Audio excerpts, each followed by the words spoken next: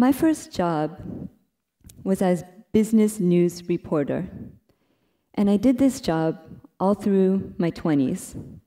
I started in the United States, in the cities of Portland and Seattle, and then I was a business news reporter in Greater China, in Taipei and Shanghai. And during the time I did this job, I used to tell people I have the best job in the world. The reason I said that is that as a business news reporter, you get paid to meet interesting people, to ask them questions, and to learn from them. It's the only job I know where just a few minutes after meeting a total stranger, you shake hands with them, and you can sit down and ask them anything you want to know. You can ask them, what are your dreams? You can ask, why do you do what you do? And my favorite question, you can ask, what mistakes have you made? And most of the time, they'll tell you. So after I hit my 30s, my career started to take another path. I went back to business school, and I got my degree, and I started working for big multinational companies. And most recently, just 18 months ago, I got my doctorate, and I started my current job, which is business school professor and corporate consultant. So even as my job has changed in recent years, I still kept my connection to the best job in the world.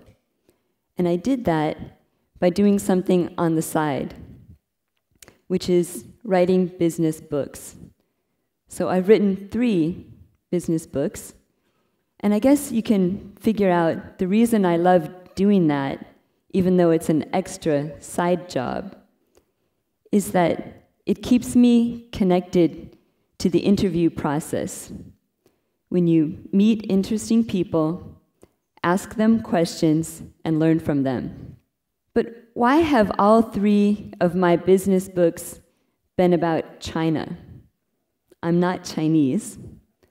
The reason is that I've been frustrated. My frustration comes from the fact that every time I go back to my home country in the United States, I meet people, Americans, and they ask me, what's it like living in China?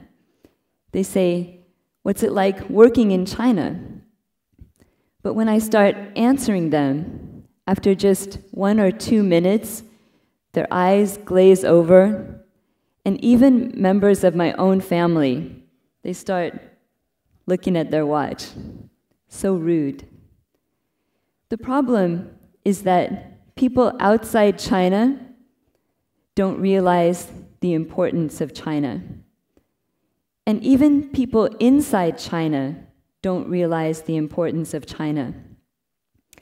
I'll give you an example. The reason for that is because all of you living and working here, you don't see the changes that we're experiencing every day. One example is how many of you use your phone to pay for everything? Raise your hand. You never use money or credit cards. Okay, this seems normal to us in China, but I can tell you this is not how things are done in the rest of the world. Not yet. China is changing incredibly fast. And if there's one thing I want all of you to remember from my speech, it's that all business leaders and future business leaders should be following China today. And I'll try to prove that to you by introducing you to several people. The first one is my co-author. This is Juan Fernandez. He's a professor at Zhongou Guojiguangshan Shuiyuan, CEIBS. And here you can see Juan and I showing our love for China by wearing Chinese clothing. So Juan and I have known each other for many years, and I've written all 3 books with him. And the way we write the books is simple. We first start by making a list of all the companies we want to include in the book. So in China's CEO 2, these 25 companies are the ones we included. They're all big multinationals with successful operations in China. And next, we find out who is the China CEO. And then we set up an interview, and we do my favorite interview process. For this book, we asked questions like, what kind of skills do you need to run a big multinational in China? And also, what advice would you give to your successor? And also, my favorite question, which is, what mistakes have you made? But there was a big difference between our first book and our second book. In our first book, the 20 CEOs we interviewed, among them, none of them were Chinese, and none of them were women. But in the second book, written in 2020, 8 of the people we interviewed were Chinese, and 4 of the CEOs we interviewed were women. So big positive changes. And these are the companies that now have a Chinese China CEO. And these are the companies that now have a woman CEO. So let's meet the first China CEO. She happens to be both a woman and Chinese. This is Frida Jong. She's the China CEO of Ikea. And Frida was born in 1970 in the Chinese city of Qingdao. And she told us that she had a very common childhood for people her age coming from her home city. Like many of her peers, when she hit her teenage years in the 1990s, her parents, who were working for a state-owned enterprise, they were working for a plastics factory. They lost their jobs. The plastics factory went out of business. And making things even worse, Frida's father tried to start his own company, but that failed. And this was hard on Frida because she had big dreams. At the age of 18, she knew she wanted to work as an accountant for one of the big 4 accounting firms. But she faced 2 obstacles. First was lack of money, and second was lack of English skills. And to teach herself English, she started learning by herself on the internet, probably using an old-fashioned computer like this. So let's hear how she got her first job with Ikea. She told me that when she found an ad for Ikea printed online, she had no idea what kind of company it was. Ikea was very new in China. And the way she prepared for the ad, she told me that she stayed up all night for 3 nights the night before the interview. And she memorized the entire website online story of Ikea. She memorized the history of Ikea, the product line, the vision and mission statement. So during the interview, when the HR director casually asked her, "What do you know about Ikea?" Frida Jong opened her mouth and recited the entire website. She got the job, and not only was she hired as an accountant at the age of 22, but just 1 year later, at 23, she became finance manager for North China. And shortly after that, she became the first Chinese to join Ikea's China management team. And now, she's the China CEO. So Frida's story of extreme passion and extreme perseverance, to me, prove my point that all business leaders in the world and all future business leaders should be studying China today. Let's meet the next China CEO. This is Alain Crozier, the CEO of Microsoft China. And I asked Alain, when we started our interview, I asked him, what are your biggest challenges? He told me the biggest challenge is that people in the home country of Microsoft, in the US, they misunderstand China. He told me at the top levels of Microsoft, they know China well. But if you go 1 or 2 layers below that, many people misunderstand China. They still think that China is a factory to the world, or that China is a copycat nation. But Alain says China is actually very innovative, rampantly innovative. And he used one example to explain that to his Chinese colleagues. One of his favorite examples is about China's share bikes. How many of you remember seeing the first share bikes on the streets of our cities back in 2017? Remember that? And first, they were neatly lined up in front of our favorite metro station. But pretty soon, we found them in messy piles like this. But Alain says, actually, the share bikes can teach us a lot about innovation in China. He reminds us that share bikes were actually developed in Europe. But the European system had 2 major flaws. The first flaw was that the bikes had to be picked up and dropped off from physical bike stations.